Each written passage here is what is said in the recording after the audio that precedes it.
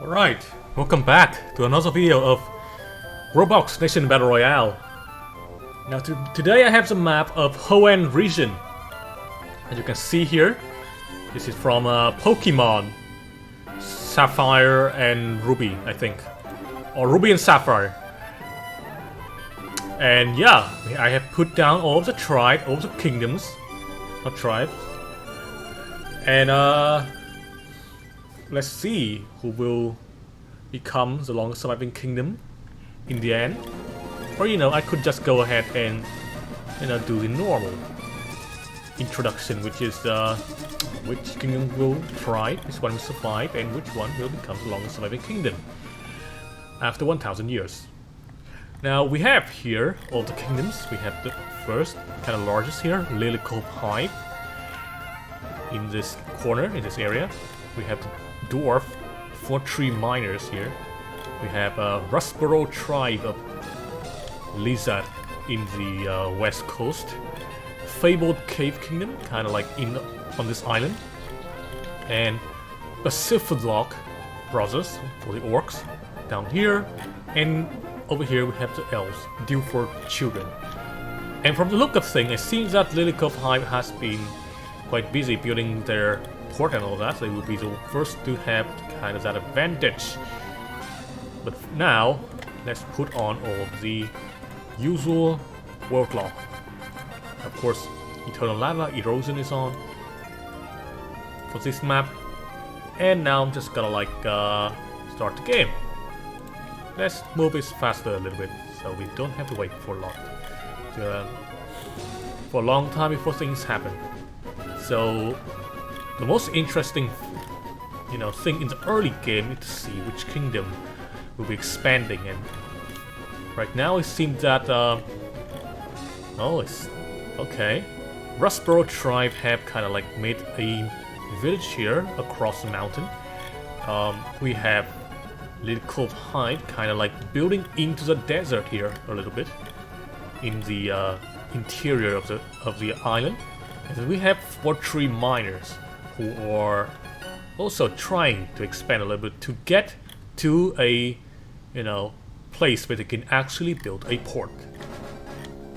For these two, they're gonna have to wait until they have enough resources to build a large ship to actually go and expand. And by that time, I believe that most of the land will have been colonized.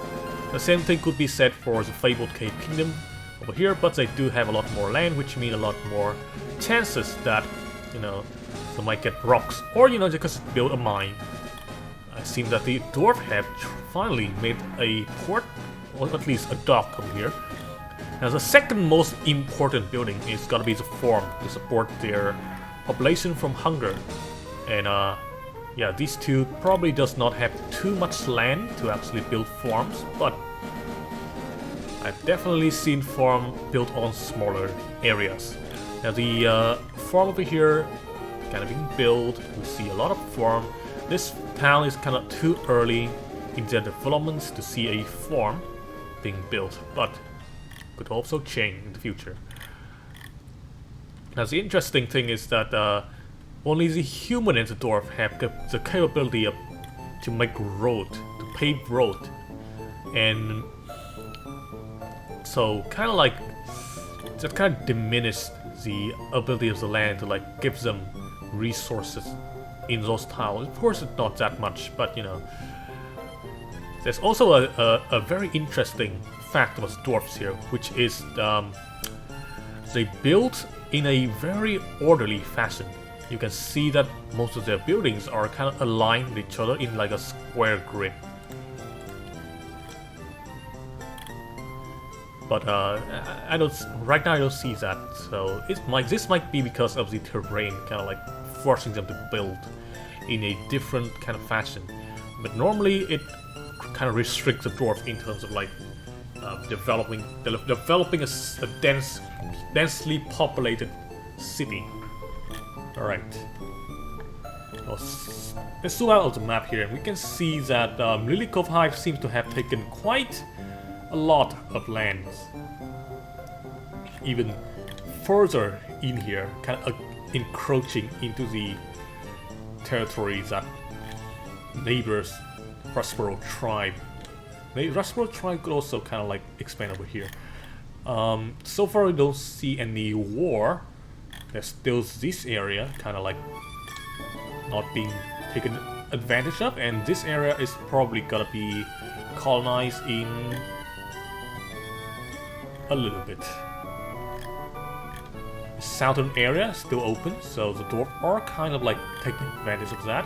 They are attacking that alligator. Let's look over to this area and see if the dwarf and the elves have made any ports. So far, no, the human have. And it would only be a matter of time until they actually build a ship that can carry people. There we go. So let's see where they end up. You see a lot of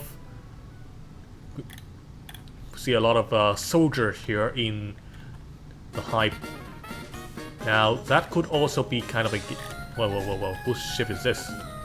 Oh, it's a hive. Yep, and it's had led to war. Also, it leads to you know, when a kingdom gets too expansive, you can see that in here, king with highest stewardship skill can rule over more villages without penalty. And you can see here the king of this kingdom, who is a dead Gaplo, does not have too much stewardship. I don't know which. Here it is, 8. So he can only rule over one village. But because the other villages does not seems to they don't seem to be too disloyal to him. They aren't revolting right now. But you can see here, both your kingdom have kind of revolted. And we can see a kind of a mess of a war here with a bunch of factions. But mostly we have the Rustboro tribe and the Fortree Miner and the Little Cove Hives kind of fighting each other. I think that this is the dwarves. Yeah, dwarves are kind of like eradicating that hive village over there, which interesting. You would think that the hive, after all of those expansions, would probably have a lot of advantage in terms of numbers, but it looks like the dwarves are actually kind of like doing numbers on them. Although as they only have one army, they kind of have left, well, only have one army over this area. They kind of have left their homeland kind of undefended from an invasion and a counter kind of like attack thingy by the Little Hive here. Okay, now you see that the dwarf have actually, but this is not, have actually made their way into the Little Hive itself. Although they are kind of getting bodied by the defensive hive force. Kind of. Not really, I don't know. Yeah, it's down to the last person, I think. But Opatil Kingdom is also here to attack into Helicop Hive. And annexed it. And annexed it they did. Helicop Hive is down to the last village down here, and they are still being attacked by their neighboring kingdoms. So the existence might not be guaranteed.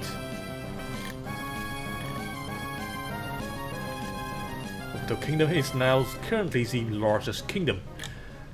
These guys still have yet to make a port. This guy is also the same.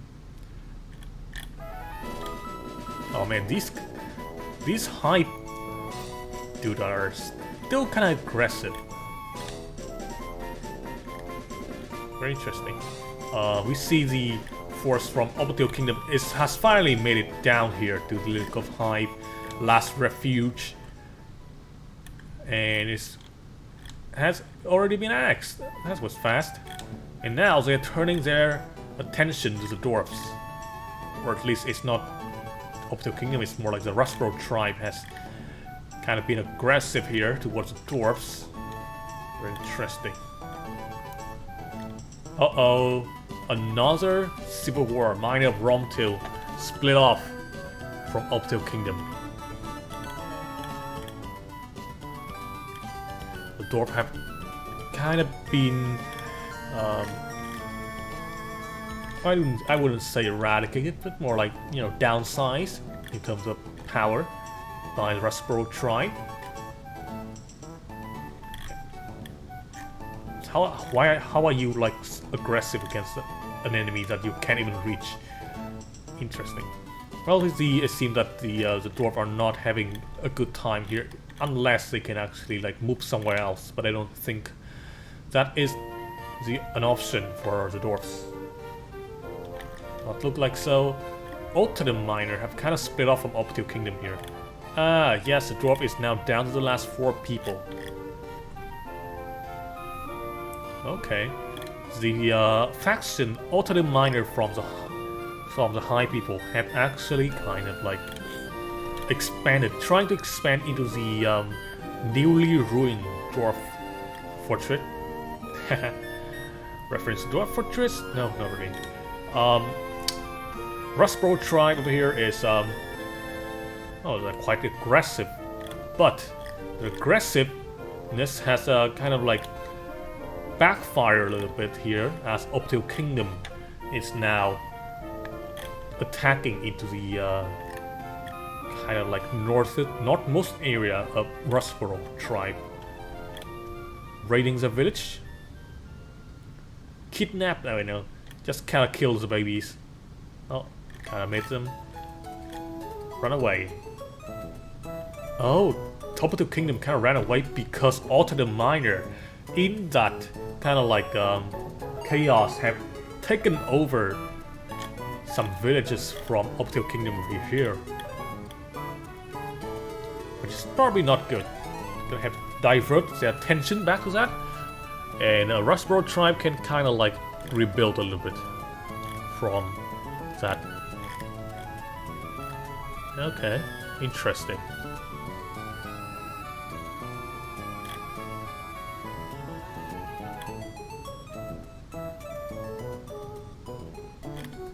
As a human, just gotta stay there, just kind of chilling. Ultimate Miners, it seems that they have actually built a barrack. Now the barracks, because of this shared culture kind of stuff, will probably spring up at the same time. Here we can see another one from Optio Kingdom, which means the hive, which is already kind of powerful, is now even more powerful. Now, it depends on whether or not Rustboro tribe can actually fight back. And or, you know, whether or not Optio Kingdom is like preoccupied enough to not attack the different other race in the game. Fabled Cave Kingdoms, the human, are also being attacked, or at least being formally declared war by the Optio Kingdom over here. So there's that, but I can see here a force of human have actually made it onto the mainland and attacking into the kind of the rear here of Optio Kingdom. Meanwhile, their forces are nowhere to be seen in the area, so the human are actually kind of causing some havoc. Just enough so that Ultimate Miner can take over and alleviate the threat from the Fabled Cave Kingdom. So now the warriors from the human can actually kind of make it back home. Optio Kingdom is probably gonna be gone here. Yep, down to the last village now. And now it's have opened Rustboro tribe to. Can they retake this area, or are they just gonna like let them kind of like sit there for a while? Like, who's oh, the Fabled Cave Kingdom, the human are actually making their way into this area to kind of like harass the Optio Kingdom a little bit there. Although that seems to be a failed attempt. Rustboro tribe is now having to face again another invasion from the Hive Kingdom, but this time it is Ultimate Miner. Spear of Gul or Gulm has appeared, and you can see here a watchtower has been built That means there's a development in technology.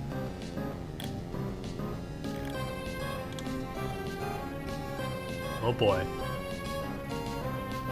Okay, so this guy can actually build barracks now, but that doesn't seem to be of much importance anymore as, yeah, they are getting attacked by other miner in terms of like, oh, in terms of like being attacked in general.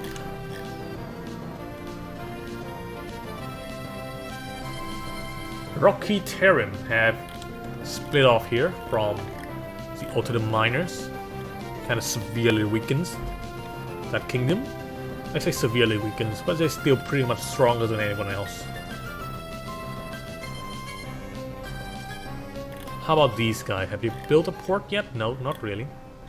Alright, let's speed up the process here. Sonic speed. Okay, we see that Rocky Terran is kind of like moving in to Otto the Miner, kind of like kicking them out. Although favorite kingdoms, the human, are actually being attacked by the Hive. And that human kingdom is gone. So far, I see that the Hive is currently the most aggressive and definitely the strongest kingdom. Or at least the strongest race. Very interesting. I see that the island was actually kind of divided between two factions for a brief moment. It seemed that the lizard actually counting on the Hive, kind of infighting against themselves to kind of like avoid a war against them. Interesting. Endum, Ancient Gedum, Rocky Adum. Interesting. And Great Abom. Okay, finally we see that the lizard are being attacked once again, but this time they kind of like, they do have some preparation. They are attacking back to Rocky Adum and actually kind of like taking them on. Although that leaves them open to attack from other high kingdom like Endum, who is actually rising in terms of power. Now, can the lizard warrior make it back home? I don't think so. I think they have been eradicated here. Rustboro tribe down to 3 people. That means they might be out. Same with somehow the elves have also been kind of like eradicated in that chaos.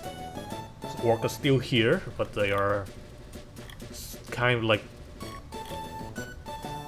given a bad position by me in purpose, because the orc would be very strong and would drive out every other race. Rustboro tribe can actually survive or something? But they do still have 1 farmer, so maybe he could rebuild some of the buildings, then kind of like pick the population back up from ruin, perhaps. Maybe. Also, the miner has been relegated to this small island here with only 5 or 6 people. That's kind of sad. Oh no, the lizard are gone. Okay, well, that's kind of weird and situation where, you know, now we only have the orc count on for, you know, technology. And it doesn't look good as Ancient Gedum. Somehow the orc have decided that it would be a great idea to declare war on a freaking giant in the mainland. Very funny. Also very funny is that, you know, it seems that the Hive from Ancient Gedum does not take that threats very seriously. And so they aren't really interested in invading Pacific Log Brother. And I just said it wrong. I just have it wrong. They just kind of like attack. But the orcs seem to be able to take on an enemy like the Hive on their own, kind of like. Kind of so, because I do believe because they have the regenerative abilities. Yeah, regeneration. So even though they are kind of like in a weakened state, they can still kind of attack a small invasion group. So they are definitely not to be underestimated. Omir Mountains, currently possessing the most land, although that's changed immediately after Mo Northstone annexed that village. Torbal boulders. It seems that the high people have finally made house with roof, or at least high area with roof. Oh, the orcs are actually kind of like making advances now after their town hall was destroyed. They can actually kind of make a farm here. Although it kind of takes a while until they can actually do stuff like making a port. Although I do see some guy having guns, like this dude, flintlock. So yeah, there's some technology. I do wonder, has there been any technology in any of these, technology from mods from any three of these kingdoms? Guns and stuff like that? I don't see any. Perhaps in the end screen we can see some with being held by the kings and stuff, but now not very much. The Mo Northstone, even though they're kind of large, is being annexed here by ancient Kidung, it seems. Yep, and they have been.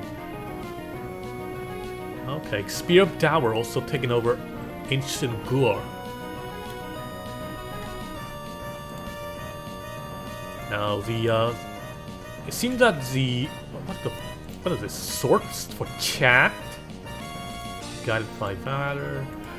It seems to me that the stewardship of these hive dudes are not very high. Perhaps it's because of their culture. Culture spread, culture conversion. They don't have. They do have zone control, but that is for village max zone. I don't think they have the kind of governance ability. How about you guys? You haven't even like developed docks yet. I mean not docks port yet, so that's kind of expected.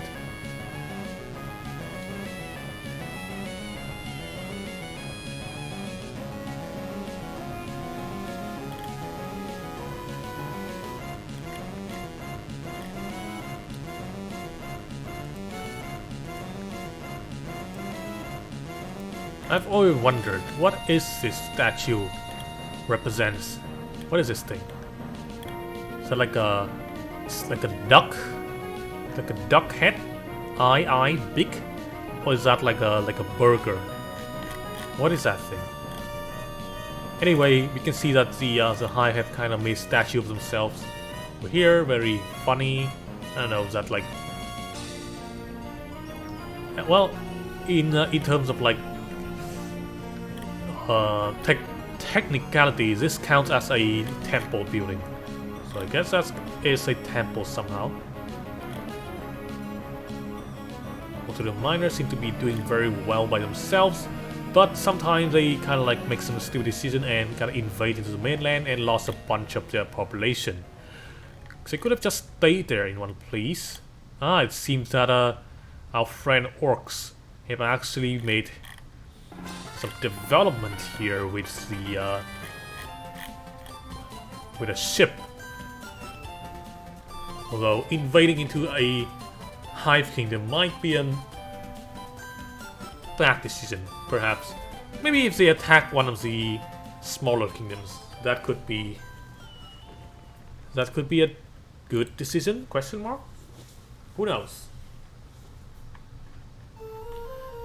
The you know, I don't know, territory changes are so fast I don't even know what is happening anymore. We just gotta observe these guys doing their work.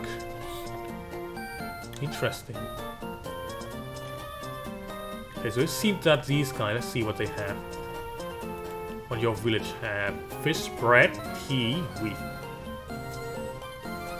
So not much of anything, but you know, enough to support a population of 40. And they might be able to mobilize these warriors here and kind of like sail across the sea and attack these relatively depopulated area. Never mind. That would be a bad idea now. Maybe this guy. Maybe attack these guys would be an option for the orcs. Usually the orc would be very aggressive. I don't know why they're quite docile today.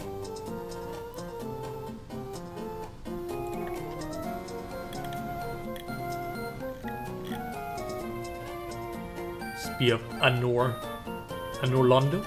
Gilbadum Mountain. Alright. Rocky Ehau. Ehau. Okay, so how is that different from each other? I guess Rocky Ehau is more rocky. Cool looking farm. It's like they use you know, honey. I would assume that it's honey. And to, you know, fertilize land around this area to like make bread, which makes no freaking sense. So maybe that's not honey at all, but more like a substance that the hive people kind of produce, kind of like, you know, manure, but instead it's like a dew kind of substance, and it's kind of pours out over here to fertilize land. In a way, interesting looking design. Oh man, look at this! Some invading forces have kind of like set fire onto this farm. Although that kind of did get you know, extinguished pretty quickly.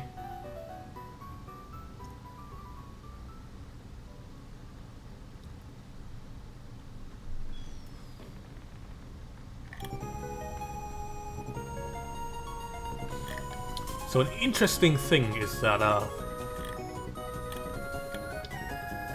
the cave thingy, the mine. So if a village have a mine, they don't exactly have to rely on the natural generation of rocks, but they do need to have a sizable area of control to actually build a mine, or at least have space to build a mine. Or else it can end up like this thing with no mines, and it's kind of like do things like this. Had to rely on trade. Now, because this village got kind of destroyed, the main building got kind of destroyed in an invasion, so the orc kind of like got a lot more free land to work with. So they actually kind of managed to build a farm here, which they previously couldn't. So it's very interesting. Oh my god! What happens here? Wait, what? Gilbadum Mountain. What do you mean? So that exists as an entity in the game, but does not exist. It's the main. What the heck happens here? It's another one of those ghost kingdom. Like they exist in the game, but does not. Like they can annex other land, but they cannot be attacked, or at least they can be attacked, but can't exactly be targeted.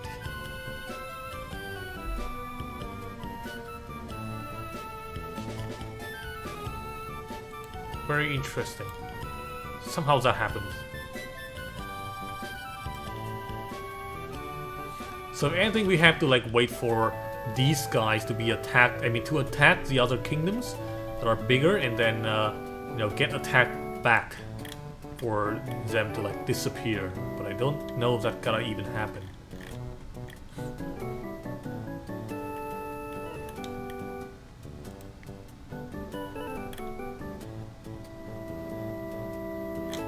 It's like a ghost faction. Do you even? You haven't. There's no king. There are leaders of villages because there are no kings. It's like a necro state. What do you even call that? It's like a ghost kingdom.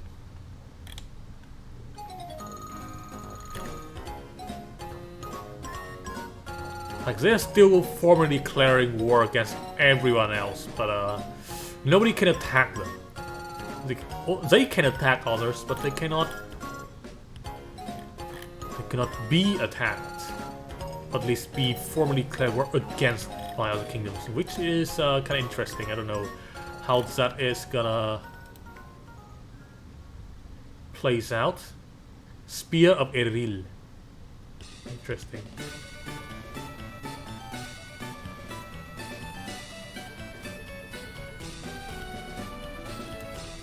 What's happening in this kingdom? Why does this why does always kind of like a chain faction and whatnot?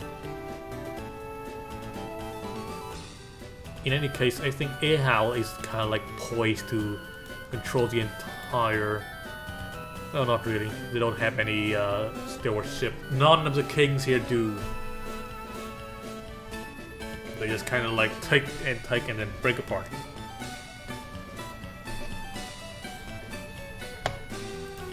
Because this entire area is a village is kind of like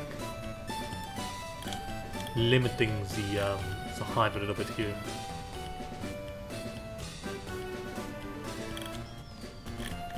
Well, whatever, we'll leave them to their own business. Have you made anything new? Oh, the gems.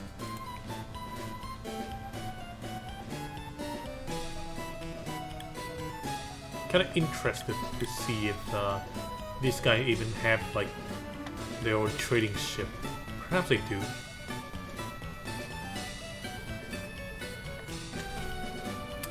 Pause a little bit.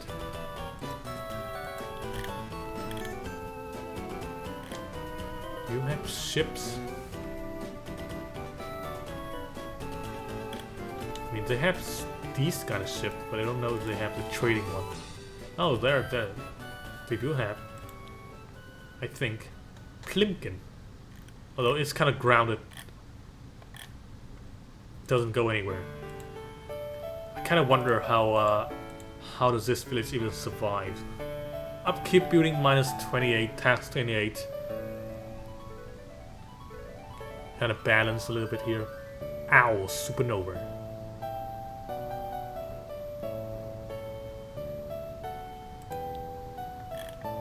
Age 94, born for.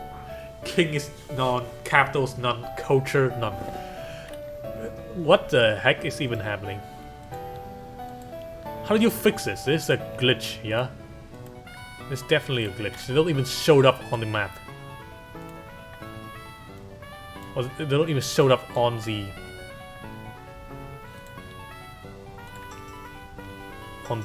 list of kingdoms. Look at this.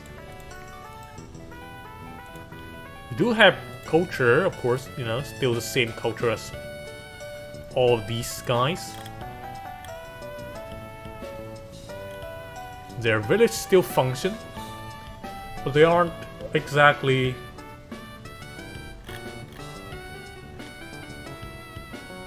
present.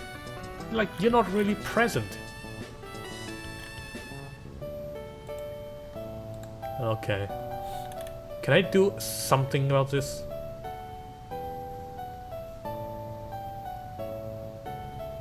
Oh, it seems that there are attacks happening over there, but they're not really annexing anything from that kingdom.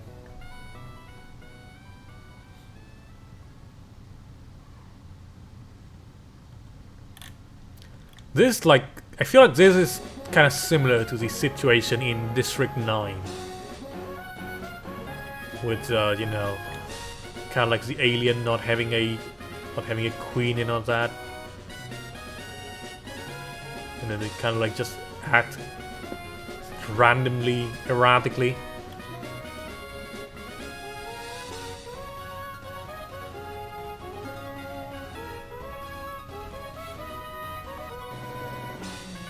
there are attacks happening in the area, but no annexation, no nothing.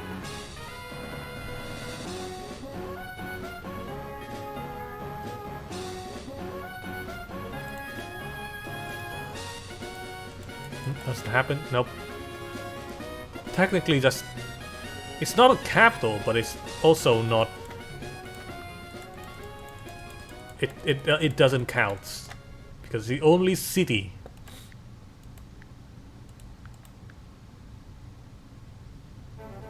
They can annex other areas, it seems like, but I don't think they have enough force to do so.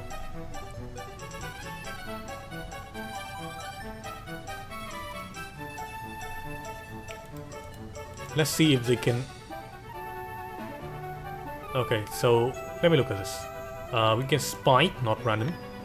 Let's say that our friend here, Obril, want to attack Gipdu Mountain. Can they do so? Not really. It's like a very weird situation going on. Look at this. These guys are like aggressive toward everyone else, but none are able to like attack them because they're not aggressive towards them. Very interesting scenario. Because they can't recognize this area as like a kingdom. It's just like a weird place. I guess the village can be kind of stolen. The territory can be stolen, so that is a way for us to like take over this area. But the core village will probably still be around if they are not interfered with. Weird ghost kingdom.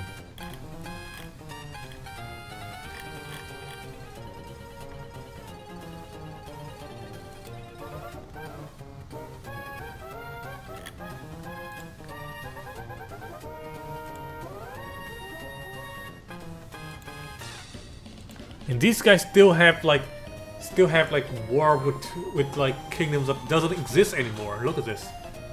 Otodum Minor doesn't exist anymore. The Pacific Log part is still here. Rocky Al, Great Ebin Al, Rocky Onal, Rocky Battle, those doesn't exist anymore. These kingdoms are all gone. It's like a kingdom that is stopped in time.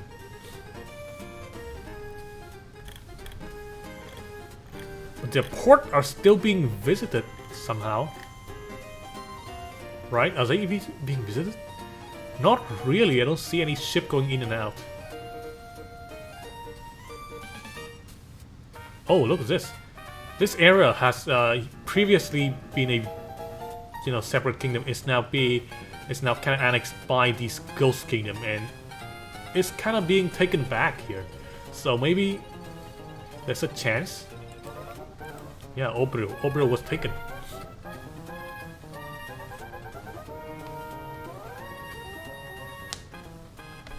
What year are we on?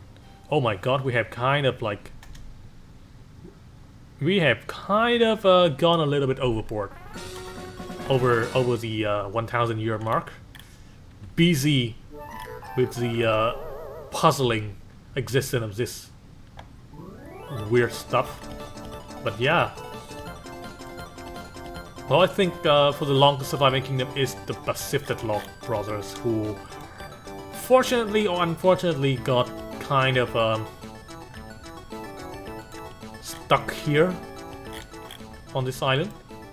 The king is Oza, who has regen, he's savage, he's immortal, golden tooth wise, exceptional syphilasium. The carrot doesn't look like a carrot to me, man. Zok, look, no touching. Me not that kind of orc. Anyway, we have Spear of Gu Anual, not Anal. Hold my rock. King is Gig Horim, content, gluttonous. For these guys, we have these things. Gilbadum Mountain, who has a lot of people, but they aren't exactly registered properly here. Look at this, 5 population doesn't make sense when, you know, the village here have 50 people.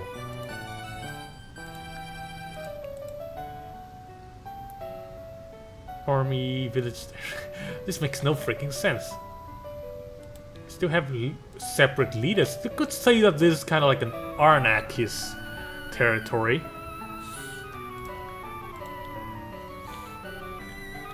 Ghost Kingdom. We have a Rocky Gun here. 201 years old. Erilo. Corpse Maker, damn. Troll's Omen.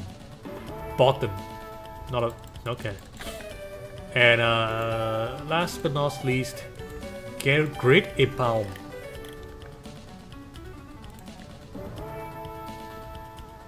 With or boom at the helm. Broken Backyard. Interesting. The largest kingdom in general in terms of population would probably be these guys with 135. Now, territory-wise, this guy have 371, 332, 346.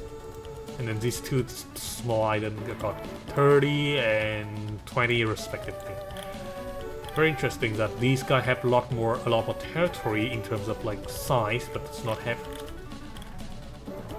the capacity to have, I mean, the space to actually build these kind of specialized building. Anyway, back to the game here. We have kind of finished it, and yeah, congratulations to Pacific Lock Brothers for, you know, staying out of the way of the mainland, but congratulations for Great Ebaum for being the largest kingdom in the end. So there's that. But yeah, kind of good. Although this thing over here kind of like interfere a little bit with my assessment of the game. But hey, it's fine. That's gonna be it for the video today, and I'm gonna end it here. Bye.